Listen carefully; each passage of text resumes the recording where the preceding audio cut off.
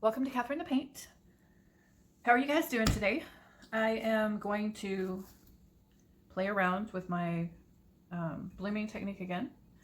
I will be using a 4x4 tile. Have not graduated to a canvas yet. So we are going to do a bunch of experimenting to find out the best way to get the best result. So I started with Tammy Anderson's recipe and now I'm changing it up just a little bit, but her video is amazing and y'all should go check it out. And all of this is inspired by Shelee art.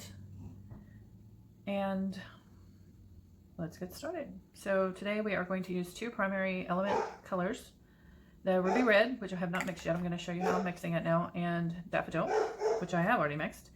And the Arteza Scarlet Red, which I have also already mixed. And I'm mixing them all the same.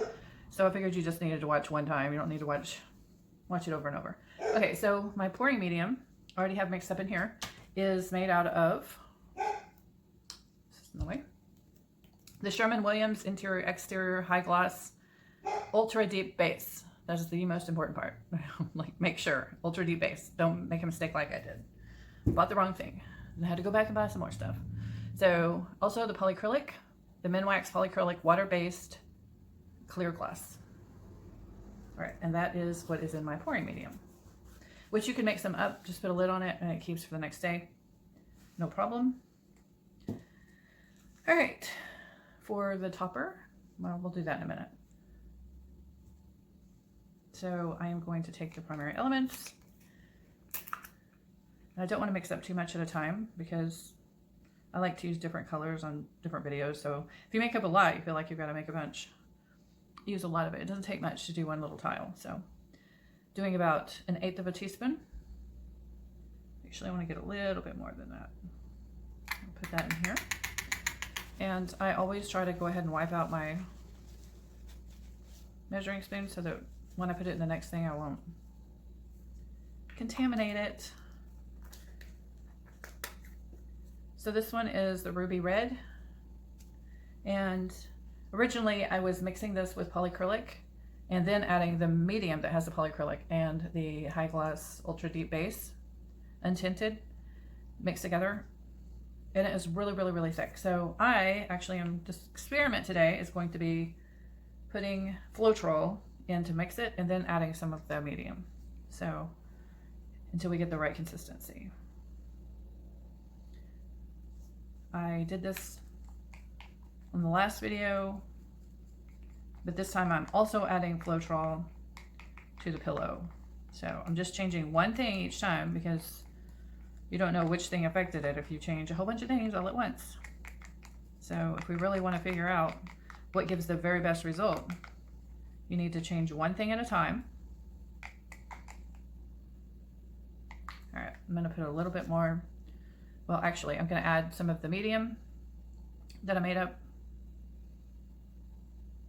to this, and then we will see how the consistency is, and then we might add a little more floetrol. So when I did it in the paints yesterday's video, I really liked how the flowing capacity of it. It didn't flow crazy because I still kept it pretty thick, but it just levels and it dries smoother instead of, I don't know, kind of like a thick layer.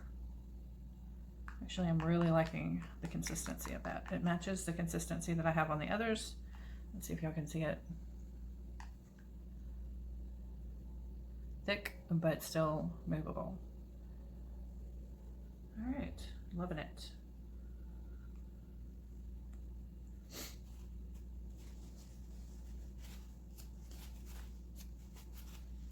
Okay, I'll clear this stuff off. And now, this is where I'm changing it this time.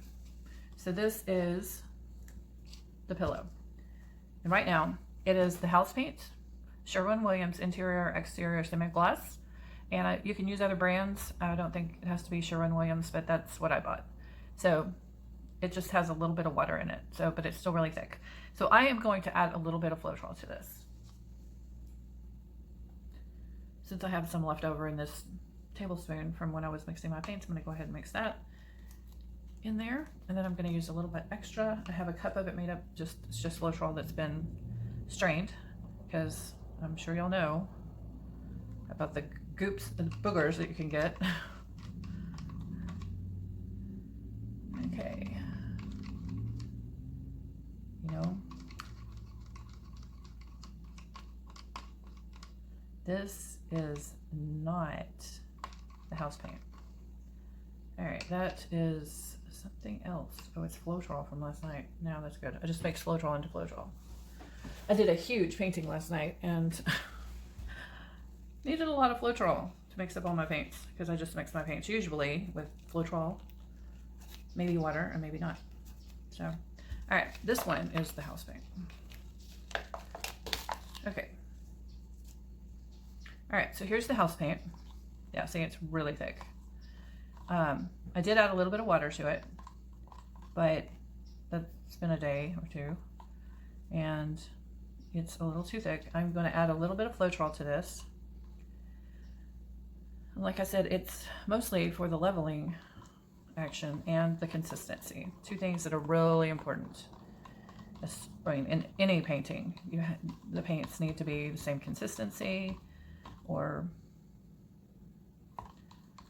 the same consistency for the results that you get that you wanted to get. So, all right, I'm liking that consistency now. All right, let's get going. Let's get to the main event.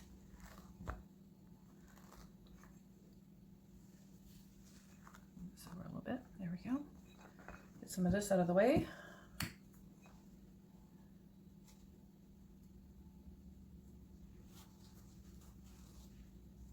All right, first, put down your pillow paint. Just pour it in the middle.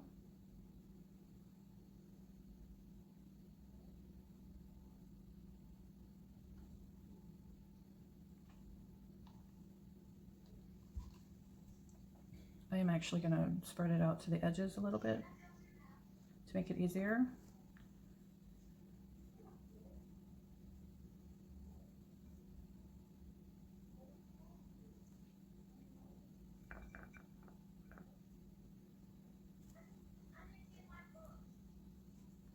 Okay, now I'm actually going to add just a little bit more to it. If it goes off the side, it's not a problem. Okay, so now you just take your colors, and hopefully you kind of have an idea of what order you want to put them down. I am going to use this one first. Just put it in the middle.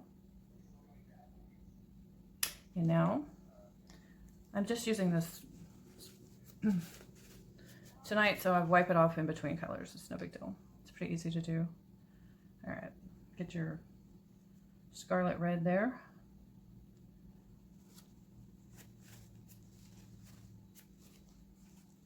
You do want it to be pretty clean though, because you don't want to put it especially in yellow. Okay. All right, put the yellow on top. Oh, it was on there crooked a little bit. Like the house leans that way, so it should be going that way. So that's how I noticed it. Yeah, that's on there crooked.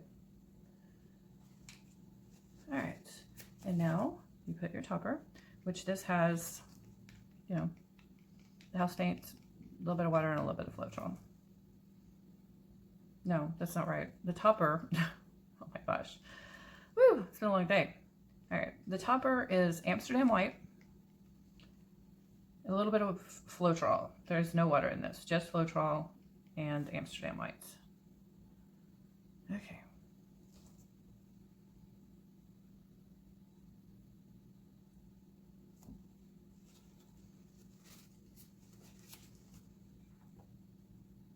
Okay, this is totally trying to leave me. All right. At this point, you want to get your gloves on, which I need to go get some. Hold on just a second. Okay, I got my gloves on. I ripped it, so, but I'm not gonna get a new one, so. All right, actually, I'm gonna put a tiny bit more of the topper on here. All right. Now, let's get it blown out. All right. Hopefully you can see this. All All right, I blew straight down for the first blow, and now you blow it out.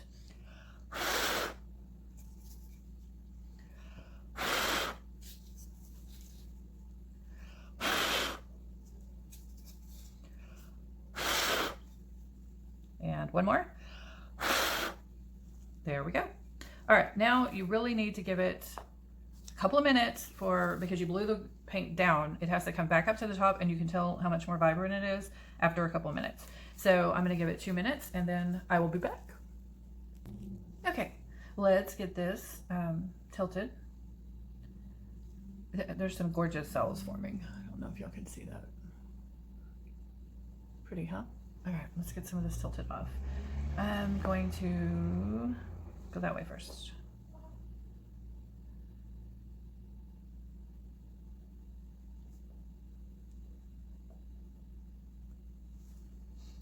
And as you can see over here, some of it already came off, which I am perfectly fine with. Just means I didn't have to spend all that time tilting it. All right. Tilt the weight back to the middle. Once you get in the middle, then you can tilt to a particular direction. I'm going to go this way now.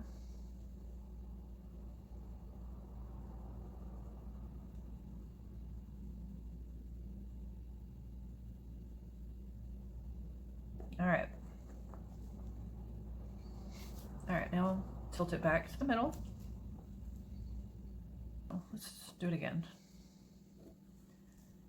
When you're doing this, just try to think of your composition and how you want to arrange it. So tilting off the parts that are not as interesting to you, or making more interest go into another area also, so that your eye is traveling pleasantly across the painting. All right, let me get this back to the middle. Then we're going to call it done. A little bit more back to the middle. Yeah, if you watch closely, you can see these cells moving back toward the middle.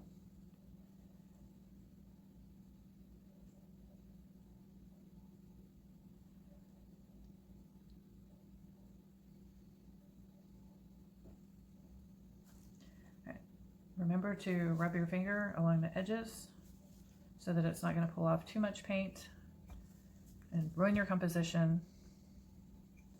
There we go. All right. Y'all just give me a second and I will bring you in for a close-up. I'm happy with the colors and the composition, so let's see. See it close up. Okay. Here's the close-up. Do you see the gold shimmer? The yellow, actually. It's called Daffodil. Shimmer on top of the red. From the angle, you can see it. It's pretty much on most of it. Love it. And check out those cells. This has been really cool. I'm really liking the result of this. I hope you guys liked it. Please let me know what you think, and let me know what you guys are experimenting with. Thanks for watching. Be inspired.